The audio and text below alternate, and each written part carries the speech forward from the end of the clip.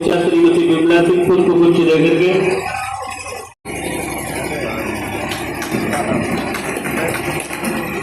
कैसे होगा, कहाँ जाए, कैसे वहां रुकेंगे, क्या होगा।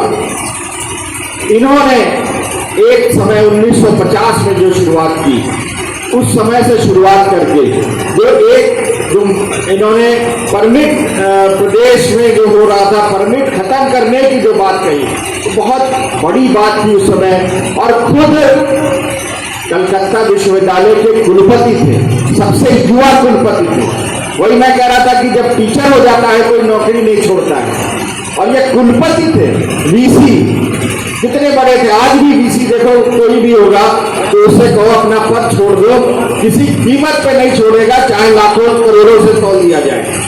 और इन्होंने देश के लिए, डॉक्टर श्यामा प्रसाद मुखर्जी जी ने देश के लिए कुलपति, सबसे युवा कुलपति का पद छोड़ दिया। कलकत्ता यूनिवर्सिटी के कुलपति थे। इनका लक्ष्य था देश के लिए कुछ भी करना, देश के लिए मर मिटना।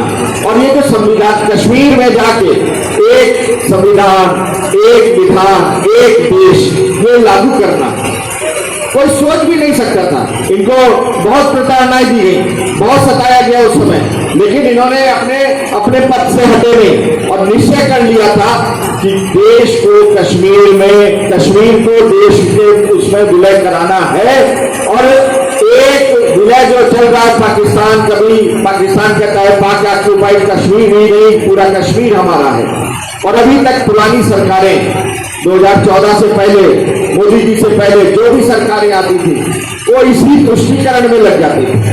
केवल उनका एक लक्ष्य होता था कि तुष्टीकरण, जाति में बांटना।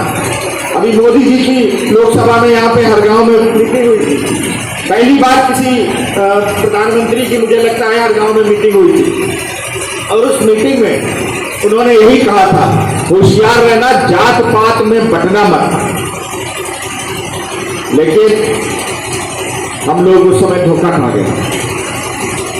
उस समय धोखा खा गए कि संविधान कहीं बदल ना जाए, हमारी जात पर कहीं नुकसान ना पहुंचा दें, कहीं ये जात को ज्यादा मिल जाए, वो जात को कम मिल जाए, कहीं आगे के।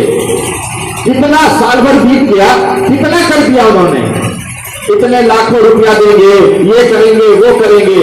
आज तक कुछ कर पाए मोदी जी के अलावा कोई करने वाला नहीं होता है। मैं जहां भी जाता हूं, मैं देखता हूं कि मोदी जी के अलावा केवल योगी जी ही दिखते हैं।